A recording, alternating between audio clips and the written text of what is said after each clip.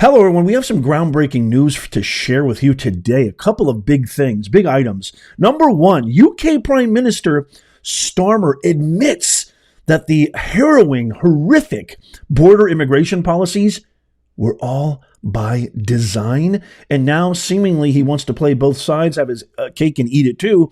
He's trying to make it sound like he's the one who's against it and wants to fix it. I'm going to share with you that amazing clip.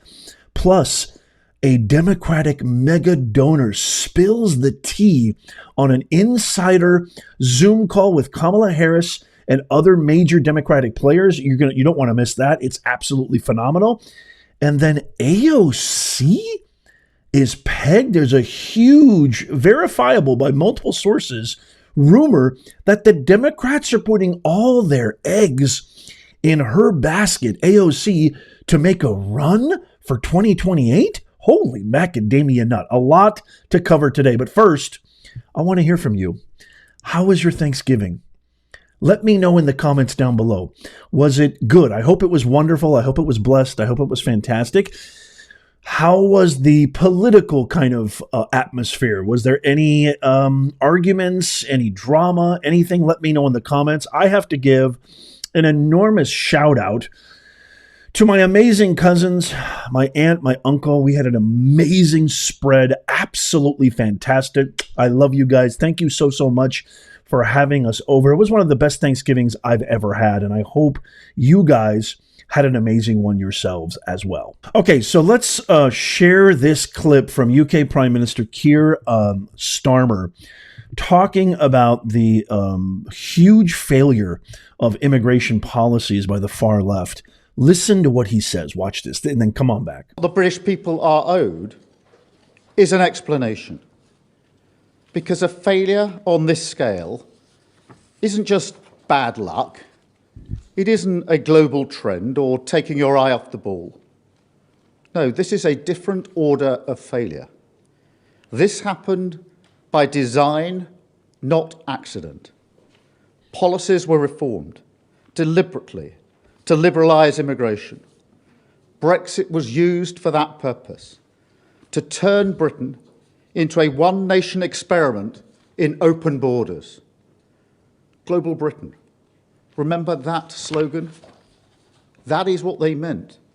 A policy with no support and which they then pretended wasn't happening. He just admitted that everything was done by orchestration. Everything was done by design, that it was a quote unquote experiment. This should be the largest news story, the most unbelievable global scandal of our time.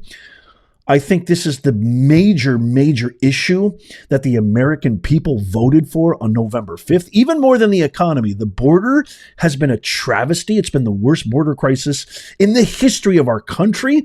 Kamala Harris had one task as the worst DEI pick vice president of all time, and that was to be the border czar. And we have 18 plus million illegal immigrants in our country, many of whom are criminals who have committed mortal injuries upon American citizens. Laken Riley comes to mind, Jocelyn Nunwright, just to name a few. But we're talking thousands upon thousands. Never mind the impact that has emotionally, psychologically, financially, geopolitically on our entire nation. We're seeing cities under siege by Tren de Aragua and other Venezuelan gangs, that Biden and Harris not only threw the red carpet out for these people, but actually flew these people in on our taxpayer dimes, flew them into our country by the tens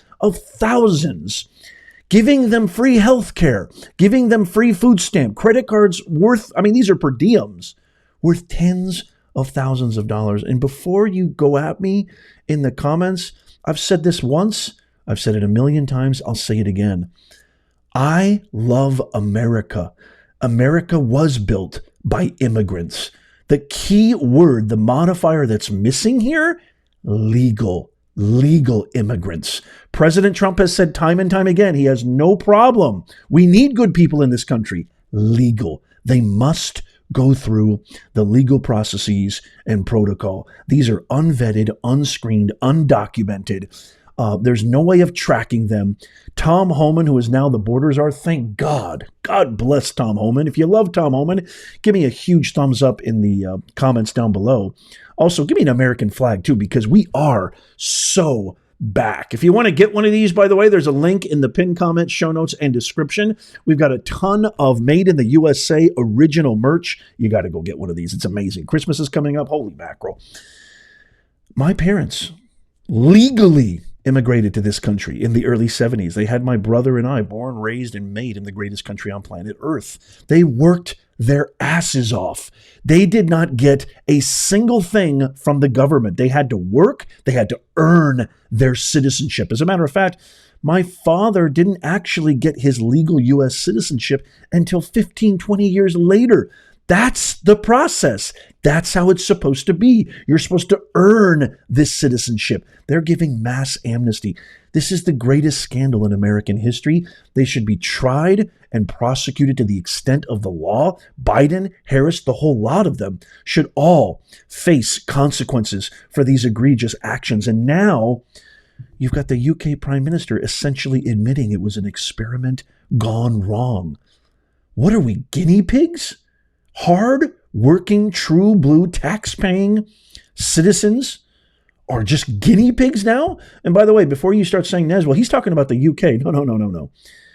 That statement by the Prime Minister of the UK is demonstrative and emblematic of everything that is happening in all Western countries, specifically because everything is connected, okay? All of these countries in Europe, they really take their lead. That's why we're called the leader of the free world. It all stems from the dark ages these past 4 years that was led by the vegetable-in-chief Biden and the worst phony-in-chief DEI pick, Kamala Harris. We dodged a serious bullet on November 5th. And we are so back, but we have a lot of work to do. You notice how the propagandist media keeps bringing up this phrase? Oh, my goodness. They want to deport millions and millions of immigrants. No. They're deporting and fixing a mess that you created. Let's not get it twisted. This is why I'm so proud of our media organizations and other channels like ours who are trying to literally fix the narrative that the propagandist media has been playing on repeat, on a loop, over and over and over again. They're trying to make it sound like, my God, these guys are monsters. They want to deport all of these immigrants? They want to deport all these families?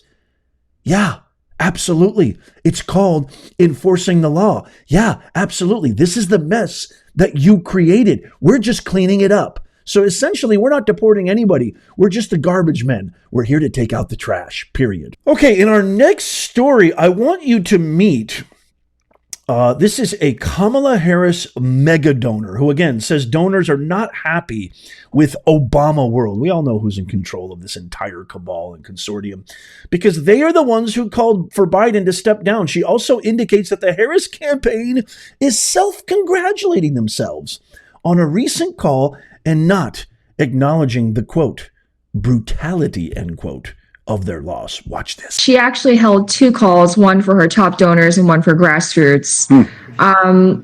I was speaking and texting with fellow attendees of the call, and we were amazed by how self-congratulatory the tone was.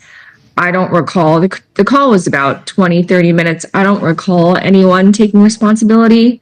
Really? For the fact that we spent about $2 billion across Super PAC and the campaign and came up so significantly short. We lost 7 swing states. Self-congratulatory? In what types of things were being said?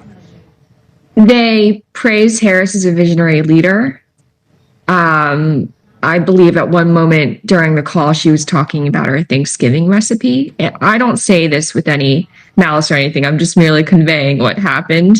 I think I was stunned to hear that, given just the extent and brutality of the loss and the fact that DNC staffers, at least two thirds have been fired summarily. And a lot of them are at a loss as to what to do. I'm just frankly stunned that there was no sort of postmortem or an analysis of how we can do better, what sort of lessons were learned. It was really just patting each other on the back, congratulating each other on I'm not sure what, and saying we'll see you for Christmas. Wow. Yeah, a lot of donors are not happy. A number of them are blaming people in Obama world. That's who they helicoptered in after Biden stepped down. A lot of consultants in Obama world came over and took over the campaign apparatus. The same people who were whispering and leaking to the press that Harris should be replaced at the top of the ticket when Biden was running. So you can imagine just the hypocrisy underlying a lot of it. They called us conspiracy theorists. They called us outlandish. They called us paranoid. No. Obama and Clinton and Soros, they have nothing to do with this. This was all Biden's idea. It was Biden who decided to step down. Yeah, the guy who's given over 50, 60 years to your party, who's been trying to be president for God knows how long, finally makes it, and he just steps down voluntarily when the polls show he still has a fighting chance? Yeah, he stepped down voluntarily. I can't wait to get your thoughts on this. They have demonstrated, when I say they, I'm talking about the radical left. They have demonstrated time and time again that they have zero self-introspection, zero self-accountability, zero desire, it seems, to look at what happened reflectively and try to analyze that objectively and say, you know what?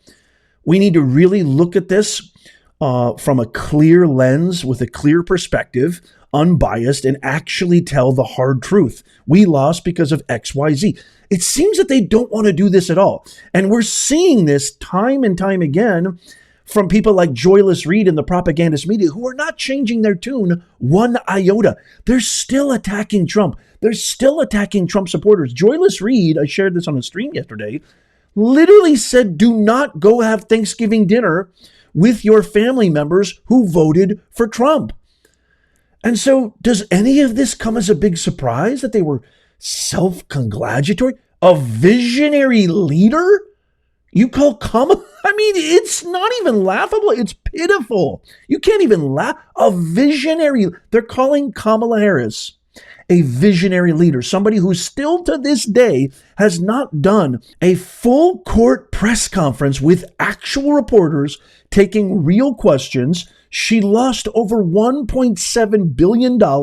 They are heavily in debt, and pathetically, they're still sending out emails asking for donations. She couldn't think of one thing to differentiate herself from the last 4 years and the policies of Joe Biden. She didn't have one serious interview, not one serious town hall. It was all premeditated. It was all fraudulent. And now, I just shared this the other day too, and now you have other staffers saying all internal pollings that were somehow showing that we were tied or even ahead. Remember those national polls that MSNBC and even ABC and other propagandist media networks kept touting? Oh, Kamala Harris is in the lead, or oh, Kamala Harris is tied. Insider staffer just admitted that was all a lie. Her entire campaign was a absolute phony, deceitful, absurd lie. Everything was a fraud. She's a visionary leader. You want to talk about Thanksgiving recipes? There's no accountability. There's no sense of postmortem, to use the mega donor's words. This is just another way, another reason why I keep saying over and over again, they don't care about us.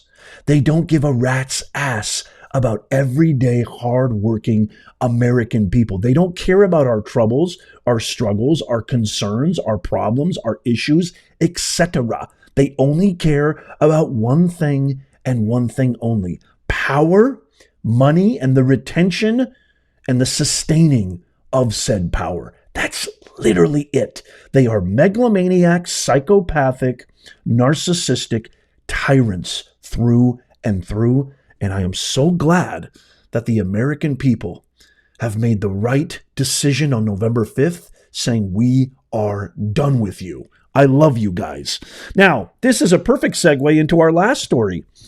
There are some swirling verified rumors that the DNC, the Democrat apparatus, to use the mega donors' words, they're actually putting and backing all of their funding and sources and media into AOC, if you can believe it. AOC, another prime example that the Democrats learn nothing. And you can't even call them Democrats. They're really the Hippocrats. Give me a hashtag Hippocrats in the comments down below.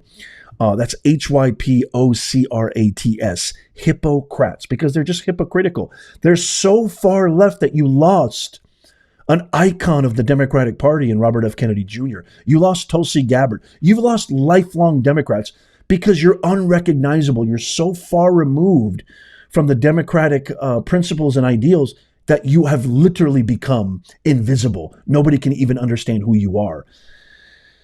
The fact that they now want and are even thinking, let's just say these rumors are not true, even though the Hill and other verifiable sources have done my due diligence and qualitative and quantitative research to back this up. Let's just say the rumors aren't true.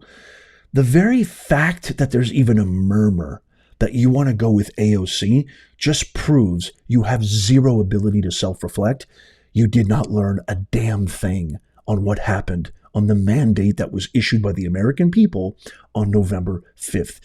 AOC has literally her entire political career up until November 5th and even today, up until today, even current day, has absolutely advocated for all of the policies, programs, initiatives, and legislation that the American people voted vehemently against on November 5th. She is pro-defund the police. She is pro-DEI and all the other transgender woke ideologies. She is actually the same person who actually wants to put an 80% tax on wealthy billionaires, okay, which we have actual statistical proof that less than 1% of super ultra wealthy individuals inherited said wealth, that they actually worked their butt off. They're all self-made. So she wants to tax the hardest working Americans in our country, the people who put in the most blood, sweat, and tears, the people who create all of the jobs, essentially. She wants to tax them at a rate that is absolutely absurd. She's for an 80% tax on billionaires, if you can believe that. But what she's not for government efficiency. She's anti-DOGE, Department of Government Efficiency. She's anti-wasteful spending. She's anti-reneging on alleviating student loans, which we have to pay for, which is fiscally irresponsible. Quite literally, my fellow Americans, she is for everything that we're against. And that's who you're putting all your eggs in the basket for her for 2028? You guys haven't learned a thing. And you know what you're going to collect in that basket? Another huge, gigantic L. By the way, you know what I think even sounds sweeter, sounds more prudent, more practical, more American, quite frankly? Quite frankly, probably way more American than you can ever have the Marxist communist AOC. Thank you, Mr. President. What do you guys think? Here's the last thing I want to leave you with. Would you support a J.D. Vance Tulsi Gabbard ticket? Woo! I think that would be beautiful for 2028. I love J.D. Vance and I love Tulsi Gabbard.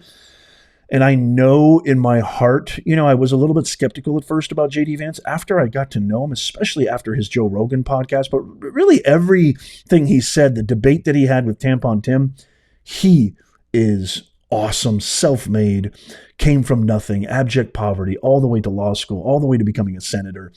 He is the American dream, and I love his articulateness. I love his intelligence. I love his passion. I love the fact that he's a Marine. Everything about him screams America, and I support that. I would love to get your comments on this. What do you think of a Tulsi Gabbard J.D. Vance ticket? Let me know down below. Again, just lastly, if you want to get your very own original made in the USA merch, just go into the pinned comment, show notes, and description. You can also go to professornez.com/merch. We got a lot of Black Friday deals, etc., etc. The holidays are coming up. Give your loved ones something unique, original, made in the USA, something they can't find anywhere else. I love this stuff. We also have this one right here too, the American. We got a ton. We got hats, hoodies, shirts. Look at that. The American people have spoken. I love that. We got a ton of other stuff too, mugs, shirts, hoodies, stickers. Anyway, the whole nine. Make sure you go check that out. Also, check out these videos coming up on the screen right here, especially this one I posted yesterday. Tap my face right there to subscribe and follow. It's absolutely free. And as always, may God bless you and may God bless the USA. I'll see you soon.